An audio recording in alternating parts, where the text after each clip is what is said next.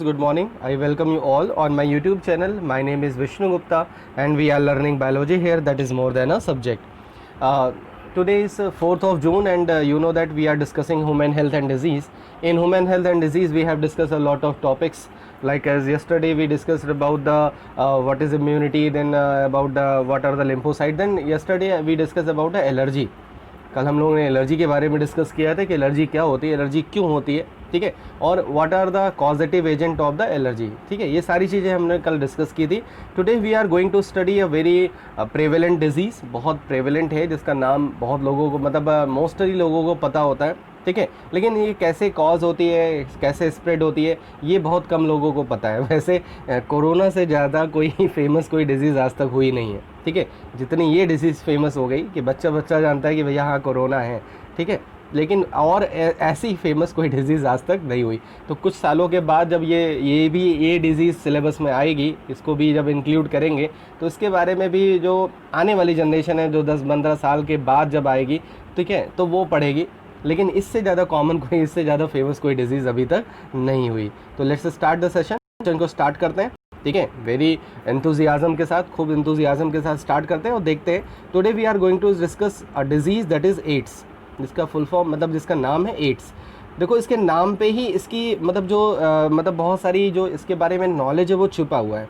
अगर हम इसके नाम पे ध्यान दें, एड्स, AIDS, तो एड्स का फुल फॉर्म अगर हम ध्यान दें तो इसका फुल फॉर्म होता है एक्वायर्ड इम्यूनो डेफिशिएंसी सिंड्रोम, ठीक है, एक्वायर्ड इम्यूनो डेफिशिएंसी सिंड्रोम, ये इसका फुल फॉर्म होता है. अब देखो इसके जितने भी वर्ड्स हैं ना, उनकी मीनिंग्स अगर समझ लोगे तो आई थिंक थोड़ी बहुत तो इसके बारे में इन्फॉर्मेशन ऐसे ही मिल जाएगी. एक्वायर्ड मतलब जो अपनी लाइफ में कोई एक्वायर्ड करे, ठीक है. इम्यूनो डेफिशिएंसी मतलब इम्यून की क्या हो जाती है, डेफिशिएंसी हो जाती है. सिंड्रोम मतलब होता है ग्रुप ऑफ सिम्टम्स. ये मैंने जब चैप्टर स्टार्ट किया था तभी बताया था कि कहीं पे भी अगर सिंड्रोम लिखा है तो वो ओवरऑल जितने भी सिम्टम्स होते हैं उनको ओवरऑल लेके उनको हम क्या बुला सकते हैं, उनको सिंड्रोम बुला सकते हैं. तो इसकी जो मीनिंग है वो क्लियर हो गई कि एक्वायर्ड इम्यूनो डेफिशिएंसी सिंड्रोम, ठीक है. तो एक तो ये एक चीज़ तो ये क्लियर होगी कि एक्वायर्ड होती है, लाइफ में एक्वायर्ड करते हैं लोग, ठीक है. और सेकंड चीज़ इसमें क्या होती है, इम्यूनो की डेफिशिएंसी मतलब इम्यून सिस्टम की डेफिशिएंसी हो जाती है. अब तुम समझ सकते हो कि अगर किसी का इम्यून सिस्टम डेफिशिएंसी हो जाए, आपने जैसे ब्लड की डेफिशिएंसी सुना होगा, आयरन की डेफिशिएंसी सुना होगा, प्रोटीन की डेफिशिएंसी सुना होगा, लेकिन उनको तो हम किसी तरह से फुलफ़िल कर सकते हैं. But if there is a condition that is immuno deficiency, तब सोच सकते हो क्या कंडीशन हो सकती है, ठीक है. Because our immune system is a defensive system, हमारे बॉडी का डिफेंस सिस्टम है, ठीक है. अगर वही डेफिशिएंट हो गया तो क्या होगा, हमारी बॉडी में कोई भी डिजीज़ अटैक कर सकती है. वही इस डिजीज़ में होता है, क्योंकि इम्यून की डिफिशिएंसी हो जाती है. इसीलिए कोई भी अगर कोई भी पर्टिकुलर कोई बैक्टीरिया, कोई और पैथोजन बॉडी में अटैक करता है तो बॉडी उसके साथ डील नहीं कर सकती जिस तरह से वो पहले डील कर पा रही थी. That's why this is a very we can call it fatal disease. इसको हम फैटल डिजीज़ के नाम से बुला सकते हैं. फैटल मतलब होता है जहाँ पे भी फैटल वर्ड आ जाए उसका मतलब होता है डेथ, जो डेथ काज कर दे, ठीक है, उसको बोलते हैं फैटल, ठीक है. तो ये एक फैटल डिजीज़ है जो डेथ काज कर सकती है. अब देखो सबसे पहले रिपोर्ट हुआ इन 1981 में, ठीक है. 1981 में सबसे पहले एड्स के बारे में पता लगा. जैसे कोविड-19 के बारे में 2019 में पता लगा, ऐसे ही एड्स के बारे में 1981 में सबसे पहले रिपोर्ट हुआ, ठीक है. और इसमें देखो जैसे मैंने बताया ना, सेल मेडिएटेड इम्यून सिस्टम जो होता है बॉडी का, ठीक है, सेल मेडिएटेड इम्यून सिस्टम मतलब CMI. और CMI तुम्हें पता है कौन प्रोवाइड कराता है, T सेल्स प्रोवाइड कराती हैं.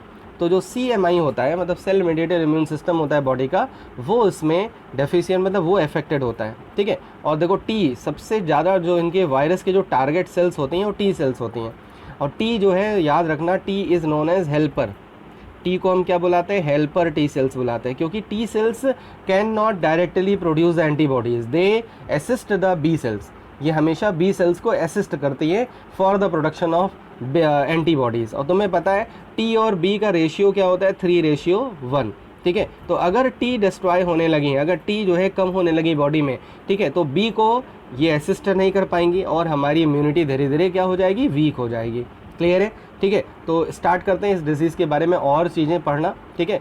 क्लियर हो गया होगा कि डिज़ीज़ है क्या, एड्स है क्या. एड्स का नाम जैसे ही सुनते हैं तो एक मतलब माइंड में एक नोशन है, ठीक है, लोगों के सेट ऑफ बिलीफ है कि it transmitted only by the sexually, sexually transmitted disease है, लेकिन अभी हम जब डिस्कस करेंगे तो it can be transmitted by other mean also, ये अदर मीन से भी ट्रांसमिट हो सकता है, ठीक है। That the so many people do not know, बहुत सारे लोगों को पता ही नहीं होता कि ऐसा भी होता है। तो दो all the things we will discuss today. So सबसे पहले इसका कॉजेटिव एजेंट डिस्कस करते हैं, ठीक है। कॉजेटिव एजेंट क्या होता है? कॉजेटिव एजेंट, ये वायरल डिजीज़ है तो वायरस होगा, और उस वायरस का नाम है HIV, जिसका फुल फॉर्म है इम्यूनो डेफिशिएंसी वायरस। HIV, कभी कभी इस डिजीज़ को HIV के नाम से भी आपने सुना होगा, HIV बुलाते हैं, ठीक है। और जब भी किसी का टेस्ट होता है, इसके लिए एक पर्टिकुलर टेस्ट होता है इस डिज़ीज़ के लिए, उस टेस्ट का नाम होता है एलाइज़ा। जब आप बायोटेक्नोलॉजी पढ़ोगे तो उसके बारे में पता लगेगा, ELISA, एलाइज़ा, एक एलाइज़ा टेस्ट होता है। इस टेस्ट में अगर ये टेस्ट, मतलब कहते हैं नहीं HIV पॉजिटिव, दो तरह के पर्सन होते हैं, HIV पॉजिटिव और HIV नेगेटिव। तो अगर HIV कोई पॉजिटिव आ गया, इसका मतलब उसको HIV है, मतलब उसको डिजीज़ है, और अगर नेगेटिव आ गया तो उसको डिजीज़ नहीं है। तो कौन सा टेस्ट परफॉर्म करते हैं इस डिज़ीज़ को डायग्नोस करने के लिए? That is ELISA, ELISA।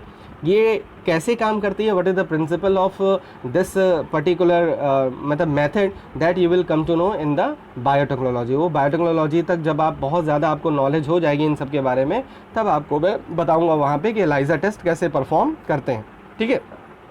तो एड्स क्या हो गया? HIV वायरस हो गया, ह्यूमन इम्यूनो डेफिशिएंसी वायरस, ठीक है।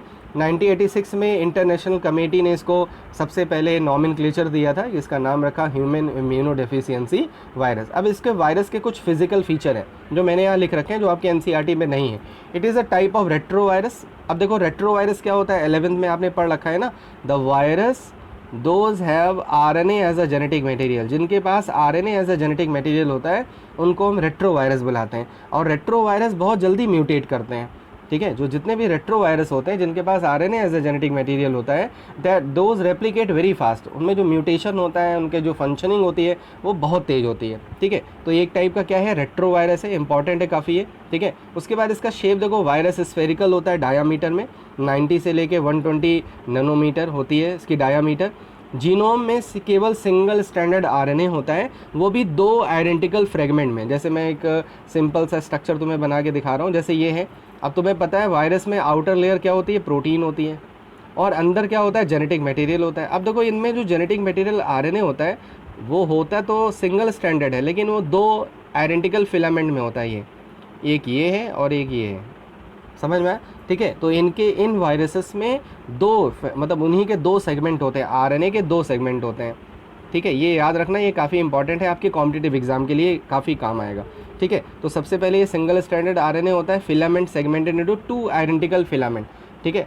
जो RNA होता है वो 2 आइडेंटिकल फिलामेंट में हो जाता है। इनके पास और क्या होते हैं, इनके पास एंजाइम्स होते हैं, इसको बोलते हैं रिवर्स ट्रांसक्रिप्टेज एंजाइम। अभी मैं इसके बारे में अभी आगे बताऊंगा कि रिवर्स ट्रांसक्रिप्टेज एंजाइम क्या करता है, ठीक है। तो ये वायरस का क्या हो गया, फिजिकल फीचर हो गया कि वायरस का क्या फिजिकल फीचर्स होते हैं, ठीक है। Now go head. अब देखो एक चीज़ मैं बताऊं आपको, एक कॉन्सेप्ट है कि कभी भी अगर हमारी बॉडी में कोई एक वायरस, कोई एक बैक्टीरिया एंटर हो जाए, तो एक बैक्टीरिया, एक वायरस हमारी बॉडी को कुछ नहीं कह सकता, मतलब कुछ नहीं नुकसान पहुंचा सकता, कोई हार्म नहीं दे सकता, समझ में। एक वायरस, एक बैक्टीरिया कुछ नहीं कर सकता। जैसे अगर एक कंट्री में एक टेररिस्ट अगर एंटर हो जाए तो बहुत बड़ा, मतलब वो हैवॉक नहीं काज कर सकता, बहुत हज़ार्डियस नहीं हो सकता, ठीक है, जब तक उसके मल्टीप्लिकेशन ना हो, जब तक वो हमारी बॉडी में आके मल्टीप्लाई ना करें। मल्टीप्लिकेशन मतलब क्या हो रहा है, उनकी मतलब उनके जो नंबर्स हैं वो बढ़ेंगे, डिवाइड करेंगे, मल्टीप्लिकेशन करेंगे, ठीक है। तो जब भी कोई वायरस हो गया, चाहे वो बैक्टीरिया हो गया, चाहे वो कोई भी पैथोजन हो गया, when the pathogen enters in our body, the first thing they do that they replicate, they multiply. वो सबसे पहले मल्टीप्लिकेशन करते हैं, वो सबसे पहले डिजीज़ काज नहीं करने लगते हैं, ठीक है। सबसे पहले क्या करते हैं, मल्टीप्लिकेशन करते हैं। मल्टीप्लिकेशन से क्या होता है, उनके नंबर्स बढ़ते हैं, उनकी कॉलोनीज़ बनती है पूरी तरह से, और वो धीरे धीरे हमारे बॉडी पे डोमिनेंट होते चले जाते हैं, ठीक है। तो इस that's why when the HIV virus enter in the body, HIV virus जब बॉडी में एंटर करता है, ठीक है। अब कैसे एंटर करता होगा अभी हम पढ़ेंगे कि how it does it get transmit, कैसे इसका ट्रांसमिशन होता है। जैसे HIV वायरस एंटर करता है बॉडी में, तो सबसे पहला इसका टारगेट होता है मैक्रोफेज सेल, मैक्रोफेज सेल। अब तुम्हें पता है, तुम्हें याद है कि macrophage is provide which type of immunity, innate immunity, और ये एक सेलुलर बैरियर है, इसी चैप्टर में आपने पढ़ा है सेलुलर बैरियर है। मतलब ये बैरियर मतलब ये कोई भी अगर पैथोजन आ रहा है तो उसको रोकता है, उसको फेगोसाइटोसिस करके उसको ख़त्म करता है। समझ में? ठीक है। जैसे अगर कोई पैलेस है और पैलेस का कोई गार्ड है, ठीक है, जो जितने भी लोग आ रहे हैं उनसे उसको प्रोटेक्ट कर रहा है, अगर जो जिसने भी इन्वेड किया उस पैलेस पे तो सबसे पहले उसने उन गार्ड पे ही हमला कर दिया, उन गार्ड को ही अपने में मिला लिया, तो सोचो क्या होगा, उस पैलेस को कैसे बचाया जाएगा। तो ऐसे ही हमारी बॉडी भी एक पैलेस है, जान लो। और इसका जो सबसे जो डिफेंसिव सेल है हमारी बॉडी के, दैट इज़ मैक्रोफेज। तो HIV वायरस इतने दुष्ट होते हैं कि ये मैक्रोफेज में ही एंटर हो जाते हैं, ठीक है, और मैक्रोफेज को अपनी फैक्ट्री बना लेते हैं, मैक्रोफेज में ही अपने नंबर्स को बढ़ाने लगते हैं, ठीक है। तो सबसे पहली जो सेल होती है वो कौन सी होती है, जिसमें इन्वेड करते हैं, जिसमें एंटर करते हैं, दैट इज़ मैक्रोफेज। बाद में मैक्रोफेज के बाद ये टी लिम्फोसाइट्स में एंटर कर जाते हैं और टी लिम्फोसाइट्स में भी मल्टीप्लिकेशन करते हैं, लेकिन टी लिम्फोसाइट्स को डिस्ट्रॉय कर देते हैं।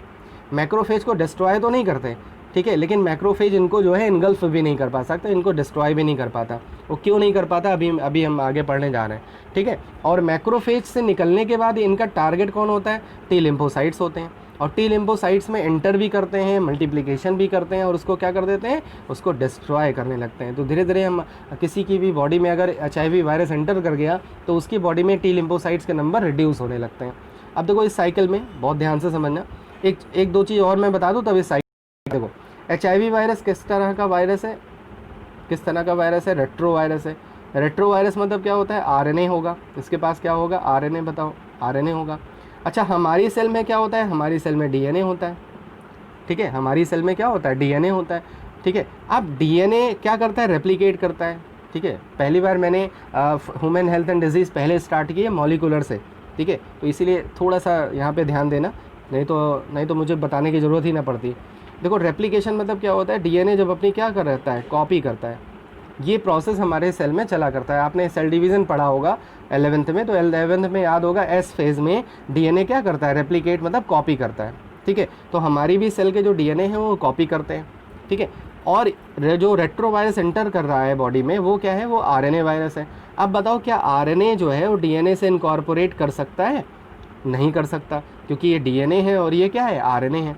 तो सबसे पहले रेट्रो वायरस RNA से क्या बना लेते हैं, DNA बना लेते हैं। ये देखो बहुत इंपॉर्टेंट फीचर है, मतलब बहुत अमेजिंग फैक्ट है कि जैसे जैसे एंटर करते हैं ये अपने RNA को किस में चेंज कर लेते हैं, DNA में चेंज कर लेते हैं, ठीक है। अब देखो DNA से RNA, अगर DNA से RNA बन रहा है, DNA से RNA बन रहा है, तो इसी प्रोसेस को बोलते हैं हम transcription. This process is known as transcription. Molecular में पढ़ोगे तुम लोग, इसी प्रोसेस को क्या बुलाते हैं हम, ट्रांसक्रिप्शन, ठीक है। अब बताओ अगर RNA से DNA बन रहा है तो उसको क्या बुलाएंगे, सोचो नहीं ज़्यादा। कार चलती है आगे, ठीक है, रियर गियर लगाते हैं, आगे का गियर लगाते हैं। जब पीछे चलानी होती है तो कौन सा गियर लगाते हैं, अब तुम कहोगे सर बैक गियर लगाते हैं। भैया बैक का एक नाम और होता है, रिवर्स। तो if the formation of RNA from DNA, transcription, and from RNA तो DNA, तो रिवर्स ट्रांसक्रिप्शन। कितना इजी है देखो, RNA से DNA बनना क्या है, रिवर्स ट्रांसक्रिप्शन, ठीक है। और इनके पास एक एंजाइम होता है जिसका नाम है रिवर्स ट्रांसक्रिप्टेस, TASE। और मैंने बता रखा है जहाँ पे भी लास्ट में एज आ जाए तो उसका मतलब क्या होता है, एंजाइम होता है। तो इनके पास एक एंजाइम होता है रिवर्स ट्रांसक्रिप्टेस, उसी की हेल्प से ये RNA को किस में चेंज कर लेते हैं, DNA में चेंज कर लेते हैं। अब समझ में आएगा तुम्हें। देखो ये हो गया, ये साइकिल है पूरी, NCERT में भी है, यहाँ पे भी मैं आपको एक्सप्लेन कर दे रहा हूँ, NCERT में देख लेना। First of all when the retrovirus enter in the cell, when they enter in the body, ठीक है, they first attack on the animal cell. Animal cell मतलब कौन सी सेल हो गई, मैक्रोफेज हो गई। द वायरल कोर, ठीक है, द वायरल RNA कोर। उसके बाद ये जो प्रोटीन है ना वो बाहर ही छूट जाएगी। जो रेट्रोवायरसेस होते हैं उनके पास दो पार्ट होते हैं, एक तो प्रोटीन कोट होता है, दूसरा क्या होता है, RNA होता है।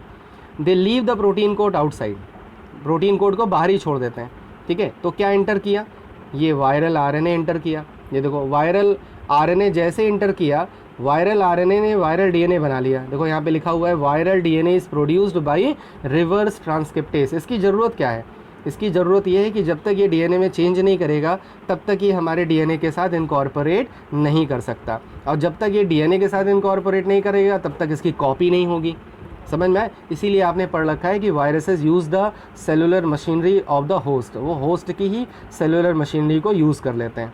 ठीक है, तो ये क्लियर हो गया कि when RNA virus enter, retrovirus enter in the cell, they first change the viral RNA into the viral DNA। वो वायरल RNA को किस में चेंज कर लेते हैं? वायरल DNA में चेंज कर लेते हैं।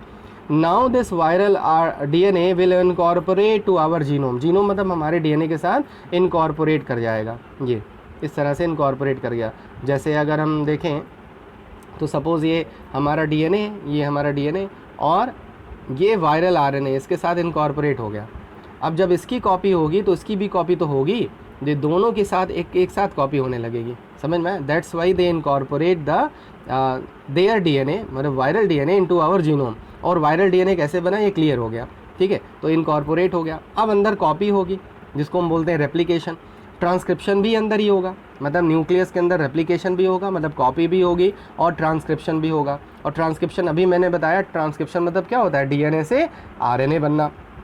और जब वायरल वाला जो RNA बाहर आएगा, तो वो वायरल RNA बाहर आएगा ना, जो वायरल DNA अंदर गया था वो अब निकल के क्या आएगा? Viral RNA। तो देख नहीं रहे हो जैसे लग रहा है कोई फैक्ट्री है। इसीलिए कहते हैं जो मैक्रोफेज है that act as a factory of RNA virus, जो इस HIV वायरस की फैक्ट्री की तरह बिहेव करने लगता है और यहाँ से खूब मतलब RNA वायरस निकलने लगते हैं, वायरल RNA निकलने लगते हैं। ठीक है, देख सकते हो new viral RNA is produced by the infected cell. अब ये सेल इन्फेक्टेड हो गई, ठीक है, इसको डिस्ट्रॉय नहीं करते हैं, लेकिन यहाँ पे इन्फेक्शन तो हो ही गया। इन्फेक्शन मतलब अगर वो इनकॉर्पोरेट हो गए तो इन्फेक्शन हो गया। ठीक है, अब जैसे जैसे नए वायरस प्रोड्यूस होंगे, अब ये कहाँ जाएंगे? They will go to the another cell, चाहे वो मैक्रोफेज में जाएंगे और वो टी लिम्फोसाइट्स में जाएंगे। तो हमारी बॉडी में ही एंटर करके मैक्रोफेज को मैक्रोफेज के DNA के साथ इनकॉर्पोरेट करके इन्होंने उसको क्या बना लिया? उसको अपनी फैक्ट्री बना लिया। अब मैक्रोफेज जिसको इनगल्फ कर लेना चाहिए था, जिसको उसको डिस्ट्रॉय कर देना चाहिए था, वो अब क्या करने लगा? वो उसको कॉपी करने लगा, उसके नंबर्स को बढ़ाने लगा। ठीक है, इसीलिए जो HIV होता है वो 3 साल 5 साल 10 साल तक इसके सिम्टम्स अपीयर नहीं होते, क्योंकि ये प्रोसेस काफ़ी कॉम्प्लेक्स होता है, इसमें काफ़ी टाइम लग जाता है। और धीरे धीरे जब उसके नंबर बढ़ते हैं, जब तक सिम्टम ना आए, ठीक है, और जब एंटर कर जाए, उसी टाइम पीरियड को बोलते हैं incubation period. When any pathogen enter in the body till the symptom appears is known as incubation period. तो इनक्यूबेशन पीरियड काफ़ी लंबा होता है इनका, 3 ईयर भी हो सकता है, 5 ईयर भी हो सकता है, 10 ईयर भी हो सकता है, 1 ईयर भी हो सकता है। ठीक है, लेकिन काफ़ी लंबा ड्यूरेशन होता है। क्लियर है? तो यहाँ से ये समझ में आया कि how the retrovirus complete its cycle in the human cell. Human cell में ये अपनी साइकिल को कैसे कंप्लीट करता है। क्लियर है? और मैंने जैसे अभी बताया कि सबसे पहले मैक्रोफेज में एंटर करेंगे, फिर किस में जाएंगे ये? फिर जाएंगे ये टी लिम्फोसाइट्स में। अब किसके पास जाएंगे? T cells. और टी सेल्स को क्या कर देंगे? डिस्ट्रॉय कर देंगे। टी सेल में भी ये मल्टीप्लिकेशन करते हैं, याद रखना। टी सेल्स में एंटर करेंगे, मल्टीप्लिकेशन करेंगे, लेकिन इसको क्या कर देंगे? डिस्ट्रॉय कर देंगे। हर एक पैथोजन का कोई ना कोई एक टारगेट सेल होती है। ठीक है, हर एक पैथोजन की, जो भी पैथोजन हमारे बॉडी में एंटर करता है तो हर एक सेल को इन्फेक्ट नहीं करता हो। जैसे ये बी सेल्स को भी इन्फेक्ट कर सकता था, लेकिन ये टी सेल्स को इन्फेक्ट कर रहा है। ठीक है, क्योंकि ये इसका टारगेट होता है। तो अलग अलग ऑर्गेनिज्म का अलग अलग जेनेटिक सिस्टम होता है और उनकी अलग अलग टारगेट सेल्स होती हैं।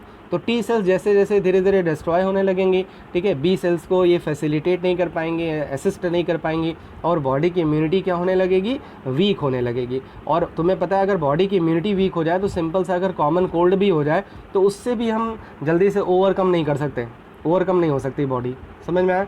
तो ये इस तरह से 2 चीज़ें पता लग गई कि एड्स क्या होता है, उसका फुल फॉर्म क्या है, ठीक है, ये डिज़ीज़ कैसे क्या होती है, उसके बाद इसका वायरस कौन सा है, ये वायरस हमारे बॉडी में जब एंटर करता है तो क्या करता है, और क्यों इम्यून का लॉस होता है, टी सेल्स कैसे डिस्ट्रॉय होती हैं, ये सारी चीज़ें क्लियर हो गई। अब देखो, since the T cells lymphocyte decrease in the body of the person start suffering from infection of bacteria especially mycobacterium। अब उसके बॉडी में इन्फेक्शन होने लगेगा माइकोबैक्टीरियम का, वायरसेस का, फंजाई का, और इवन जो प्रोटोजोन्स होते हैं, पैरासाइट्स होते हैं, टैक्सोप्लाज्मा, उनका भी वो इन्वेड करने लगेंगे। जैसे होता है ना कि अगर कोई अगर वीक हो जाता है, कोई अगर वीक पैलेस है, वीक जगह है, वीक कोई पर्सन है, तो उस पर बहुत लोग अटैक करते हैं। ठीक है, जैसे मैंने कल आपको बताया था कि रोड पे चलते रहते हैं तो बेचारे रिक्शे वाले के भले ही ना गलती हो, लेकिन उस पर ज़्यादा लोग गुस्सा करते हैं, उस पर ज़्यादा अटैक करते हैं, क्योंकि वो बेचारा कमज़ोर होता है। तो सेम एज़ अगर किसी की बॉडी की इम्यूनिटी कमज़ोर मतलब डेफिशिएंट हो जाए, इम्यूनिटी वीक हो जाए तो वो भी कमज़ोर हो जाएगा, ठीक है। और उस पर बहुत सारे बैक्टीरिया क्या करने लगेंगे, इन्वेड करने लगेंगे और उसको डिफरेंट डिजीज़ेज़ होने लगेंगी, बहुत सारे उसके बॉडी में आने लगेंगे सिम्टम्स। तो सबसे पहला जब ये डिजीज़ होती है तो इसके सिम्टम्स होते हैं वेट लॉस होना, स्वेटिंग होना, नाइट में रात में स्वेटिंग होने लगना, ठीक है। अब ये ना कहना कि सर गर्मी में तो स्वेटिंग होती है, मतलब आपको जैसे आपको लगेगा कि हाँ ये नॉर्मल वेदर है, लेकिन फिर भी आप जब सोओगे तो आपको स्वेटिंग ज़्यादा होगी, तो ये भी एक सिम्टम हो सकता है। वेट लॉस, अचानक सडनली अगर किसी का वेट लॉस होने लगे, ठीक है। अब वेट लॉस होना देखो 2 रीज़न बताता है, या तो पर्सन को हो सकता है डायबिटीज़ भी हो, उस कंडीशन में भी ये वेट लॉस होता है। तो भाई ये तो कह नहीं सकते कि अगर किसी का वेट लॉस हो रहा है तो लो भैया तुम एड्स के पेशेंट हो, चलो तुम्हारा इलाज कराएं, ठीक है। वैसे तो कोई क्योर है नहीं, लेकिन इसीलिए तो डायग्नोसिस रखी गई है ना, सबसे पहले उसको डायग्नोस किया जाता है, उसको टेस्ट किया जाता है कि हाँ कन्फर्म किया जाता है कि पर्सन किस डिजीज़ से सफ़र कर रहा है, इसके लिए टेस्ट हैं, पैथोलॉजिकल टेस्ट हैं। तो समझ में आया, ठीक है। तो यहाँ तक ये पता लग गया कि इम्यूनिटी का लॉस कैसे होता है। अब कुछ चीज़ें और देखो, how the virus transmitted, virus का ट्रांसमिशन कैसे होता है। कुछ लोगों को केवल यही एक पॉइंट पता होगा, ये वाला जो पॉइंट लिखा है ये सबसे मोस्टली लोगों को पता होता है, sexual intercourse with an infected person without condom, ठीक है। अब उनको ये पता होता है कि सेक्सुअली ट्रांसमिटेड डिजीज़ है, ये मतलब सेक्सुअल इंटरकोर्स परफॉर्म करने से होगी, लेकिन ये नहीं पता होता कि किसके साथ परफॉर्म करने से होगी, इन्फेक्टेड पर्सन के साथ और विदाउट कॉन्डोम, ठीक है। मैंने आपको बताया था जब ये ह्यूमन हेल्थ रिप्रोडक्टिव हेल्थ पढ़ाया था, तो यही एक ऐसी डिवाइस है जो STDs से बचा सकती है, ठीक है। अब देखो और भी, केवल यही नहीं, जैसे एड्स का नाम आता है तो लोगों के मन में बस वही एक नोशन आता है, वही एक सेट ऑफ बिलीफ है, वही आता है कि एक तो सेक्सुअली ट्रांसमिटेड डिजीज़ है, सेक्सुअल इंटरकोर्स से होती होगी, ठीक है, अब हम बचे हैं। नहीं, देखो कितने सारे पॉइंट्स हैं। ट्रांसफ्यूज़न ऑफ इन्फेक्टेड ब्लड, अगर किसी पर्सन को, जैसे अभी कुछ महीनों पहले मैंने एक आर्टिकल पढ़ा था कि उसमें जो एक फ़ीमेल थी वो प्रेग्नेंट थी, ठीक है, द फीमेल वाज प्रेग्नेंट, तो उसको ब्लड की नीड थी। अब उस हॉस्पिटल में जो ब्लड बैंक था उसमें से ब्लड निकाला गया, उसको ट्रांसफ्यूज़ कर दिया गया, ब्लड का ट्रांसफ्यूज़न हो गया, ठीक है। अब उसको एड्स हो गया। अब पता लगा कि जो ब्लड था जिसका ब्लड बैंक में रखा था, वो किसी पर्सन को पैसे की ज़रूरत थी, उसने ब्लड बैंक में ब्लड को बेचा, ठीक है, और उस हॉस्पिटल ने बिना उस ब्लड को टेस्ट किए हुए उसको स्टोर कर लिया। अब सोचो, एक छोटी सी गलती से, जैसे अभी आपने कल एक इंसिडेंट सुना है एलिफेंट वाला, आई थिंक सबको पता लग गया होगा, बताओ, ठीक है, कि जो पाइनएप्पल है उसमें बताओ क्रैकर रख दिया। अब सोचो, बेचारी उसकी तो डेथ हुई, जिसने अभी दुनिया नहीं देखी थी उसकी भी डेथ हो गई। तो कितनी ह्यूमिलिएशन है, मतलब कितना ह्यूमन जो है कैसे चला जा रहा है। इतने सारे इंडिकेशन नेचर दे रहा है कि भैया सुधर जाओ, लेकिन कोई भी इम्प्रूवमेंट नहीं होती, ठीक है। लेकिन सुधरते तब हैं जब खुद पे आती है, तब उनको लगता है यार हम सुधर जाना चाहिए, ठीक है। तो यही है, सबसे पहला क्या हो गया, ट्रांसफ्यूज़न ऑफ इन्फेक्टेड ब्लड, अगर किसी इन्फेक्टेड पर्सन का ब्लड ट्रांसफ्यूज़ कर दिया जाए। देखो ये डिजीज़ मोस्टली बॉडी फ्लूइड के ट्रांसमिशन से होती है, ठीक है। अगर किसी का बॉडी फ्लूइड किसी और की बॉडी, इन्फेक्टेड पर्सन का बॉडी फ्लूइड किसी और के पर्सन में ट्रांसफ़र हो जाए तो ये डिजीज़ हो जाएगी, सिंपल सा प्रिंसिपल है, ठीक है। अब वो बॉडी फ्लूइड कैसे ट्रांसफ़र हो सकता है, अगर किसी का ब्लड ट्रांसफ्यूज़न हो रहा है। दूसरा, जो निडल और सिरिंजेस यूज़ करते हैं, अब तो आपने देखा होगा डिस्पोजेबल निडल्स यूज़ करते हैं लोग, ठीक है। लेकिन पहले ऐसा होता था कि डॉक्टर्स के यहाँ गए तो उन्होंने वही सिरिंज, वही निडल उठाई और इंजेक्शन लगा दिया, ठीक है। बहुत ऐसे विलेजेस हैं, अभी पता नहीं किस साउथ के किसी सिटी में ऐसा था, गांव में ऐसा था कि जहाँ पे एक डॉक्टर था, ठीक है, जो झोला छाप डॉक्टर जिसको बोलते हैं वो था, और वो घूम के सबको इंजेक्शन लगाता था। और पता लगा कि वो जो इंजेक्शन था वो किसी एड्स पेशेंट को लगा के आ रहा था। उसने गाँव में कम से कम नहीं तो 30 या 40 लोगों को उसने HIV पॉजिटिव कर दिया था, ठीक है। डॉक्टर मिला नहीं अभी तक, क्लियर है, ठीक है। उसके बाद नेक्स्ट आता है यूज़ ऑफ कंटेमिनेटेड रेजर। ये देखो, इस पर ध्यान देने वाली बात है। रेजर मेल पर्सन भी यूज़ करते हैं, फीमेल भी यूज़ करते हैं, ठीक है। तो उनको ये ध्यान देना चाहिए जो रेजर है वो कंटेमिनेटेड ना हो, मतलब कोई उस रेजर को किसी और ना यूज़ किया हो। क्यों? क्योंकि उसमें उसके ब्लड के जो पार्टिकल्स हैं, उसके जो बॉडी फ्लूइड के जो पार्टिकल्स हैं वो लगे रह सकते हैं, ठीक है। समझ में आया? स्वेट को मत लेना, स्वेट को मत सोचना कि स्वेट से ट्रांसफ़र हो सकता है, ठीक है। वो तो एक एक्सक्रीटरी प्रोडक्ट है, यूरिन से, स्वेट से, सबसे नहीं हो सकता, सीमेन से, ठीक है, ब्लड से, लिम्फ से, इनसे हो सकता है। ये हैं बॉडी फ्लूइड, ठीक है। उसके बाद use of contaminated needle for boring pinna. ये देखो गर्ल्स में होता है ना कि कान छेदा लेते हैं, खैर आजकल तो बॉयज़ भी ऐसा करने लगे हैं, ठीक है। तो जो कान छेदने आते हैं ना, उनकी जो निडल होती है वो पता नहीं किसके ईयर को बोर करके आ रहे हैं, तो आपको बहुत ध्यान देना चाहिए। तो ये सारी चीज़ें ऐसी जो आपको अवेयर भी लोगों को करना चाहिए, ठीक है, कि वो कंटेमिनेटेड ना हो, कहीं ऐसा ना हो कंटेमिनेटेड हो। From infected mother to child through placenta. ऐसा भी हो सकता है कि अगर किसी को एड्स है, ठीक है, और अगर आप चाहते हो कि इसके बेबी का ना हो, तो सिंपल सी बात है, उससे बोलो कि या तो आईवीएफ की हेल्प ले ले, और या तो किसी बेबी को अडॉप्ट कर ले, सबसे बढ़िया है भाई। अगर वो डिजीज़ है तो उसकी मदर तक ही रुक जाएगी ना, ठीक है, उसके चाइल्ड में तो ट्रांसफ़र नहीं होगी। आर्टिफिशियल इंसेमिनेशन जो होता है उसमें भी ये बहुत ध्यान देने वाली बात है। लोग ब्लड ट्रांसफ्यूज़न पे तो ध्यान देते हैं, लेकिन आर्टिफिशियल इंसेमिनेशन में या ऑर्गन ट्रांसप्लांटेशन में केयरफुल नहीं होते, ठीक है। तो इतने सारे मोड हैं इनके ट्रांसमिशन के, तो इसलिए आपको बहुत केयरफुल रहना चाहिए और लोगों को भी अवेयर करना चाहिए, ठीक है। क्लियर हो गया? अब आ जाओ कुछ चीज़ें और डिस्कस कर लेते हैं, बस उसके बाद ये कंप्लीट हो जाएगा। वैसे तो इसका कोई क्योर नहीं है, ये आपके एनसीईआरटी में नहीं है, ठीक है, फिर भी मैं यहाँ बता दे रहा हूँ। इस डिजीज़ का कोई क्योर नहीं है, लेकिन कुछ ऐसी मेडिसिन है जैसे ज़ाइडोविडिन और जिसको AZT बुलाते हैं, ये ड्रग ही होती है, ये केवल इसको प्रोलॉन्ग कर सकती है। मतलब जैसे अगर किसी की डेथ अगर 10 साल में होने वाली है तो 5 साल, 2 साल, 3 साल और बढ़ा सकती है, दैट्स इट। ये क्योर नहीं कर सकती है क्योंकि ये नॉन क्यूरेबल डिजीज़ है, ठीक है। डाईएडेनोसिन इज़ दूसरी ड्रग है, ठीक है, वो डाईएडेनोसिन वाला ना याद कर लेना, ठीक है, एडिनोसिन वाला, ठीक है। डाईएडेनोसिन ये दूसरी है ड्रग है ये, ठीक है, that is use in the case of drugs, AIDS. And as I told you, they don't treat the disease, ये क्योर नहीं करते हैं, ये क्या करते हैं, प्रोलॉन्ग करते हैं बस। नैको का फुल फॉर्म होता है नेशनल एड्स कंट्रोल ऑर्गेनाइजेशन, ठीक है। और आपने देखा होगा वर्ल्ड एड्स डे कब मनाया जाता है, 1 दिसंबर को। 1 दिसंबर को वर्ल्ड एड्स डे होता है, ठीक है। तो स्कूल में भी हम लोग जो है करते हैं और ये ऐसे रिबन लगाते हैं उस दिन, ठीक है। तो ये नैको का सिंबल है। बहुत सारी NGOs हैं, नॉन गवर्नमेंट ऑर्गेनाइजेशन है, जो लोगों को एजुकेट करती हैं, अवेयर करती हैं इसके बारे में, ताकि लोगों को पता लग पाए। जैसे आज मैंने आपको अवेयर किया, I am not a member of the NGO and NACO, but still I am giving you awareness. तब भी मैं आपको अवेयर कर रहा हूँ क्योंकि I am a teacher and we are the student of biology, that's why we are awaring और we are getting aware and it is our duty to aware the others, ठीक है। अब आ जाओ लास्ट टर्म पे, ARC। NRC तो बहुत लोगों ने सुना है भाई, NRC तो बस्ते में चला गया, ठीक है, इस समय तो केवल कोरोना है। अब यहाँ देखो क्या है ARC का फुल फॉर्म होता है एड्स रिलेटेड कॉम्प्लेक्स, ARC। इसका मतलब क्या होता है, देखो यहाँ एक वर्ड लिखा है प्रोड्रोमल आपके लिए एक नया वर्ड होगा, ठीक है। प्रोड्रोमल मतलब होता है कि किसी भी डिजीज़ के स्टार्टिंग में, बिगिनिंग, ठीक है, जब बिगिनिंग होती है उस डिज़ीज़ की, ठीक है, तो उसको बोलते हैं प्रोड्रोमल, ठीक है। जब उसके मतलब सिम्टम धीरे धीरे थोड़े अपीयर होते हैं, ठीक है, तो उसको बोलते हैं प्रोड्रोमल। इस टाइम मतलब पूरी तरह से उसको एड्स नहीं हुआ है, लेकिन उसके अंदर ऐसी कुछ सिम्टम्स अपीयर होने लगेंगे जो ये बताएंगे कि अब उसको एड्स हो जाएगा, मतलब है, ठीक है, क्लियर है। तो इसको बोलते हैं प्रोड्रोमल।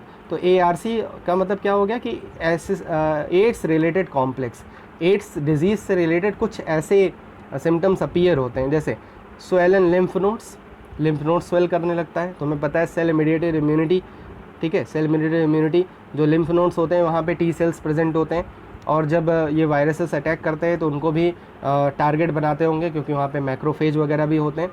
फीवर आने लगता है, sweating at night, as I told you, sweating भी होती है, और वेट लॉस होता है, ये सारी चीज़ें होने लगती हैं। तो patient with ARC have high possibility early development of AIDS, ठीक है, और ये पॉसिबिलिटी बन जाती है कि उस पर्सन को क्या होगा, एड्स होगा। लेकिन तब भी हम क्या टेस्ट कराते हैं, ELISA टेस्ट कराते हैं, जिससे उसके कंफर्म कर लेते हैं कि उसको डिजीज़ है कि नहीं है।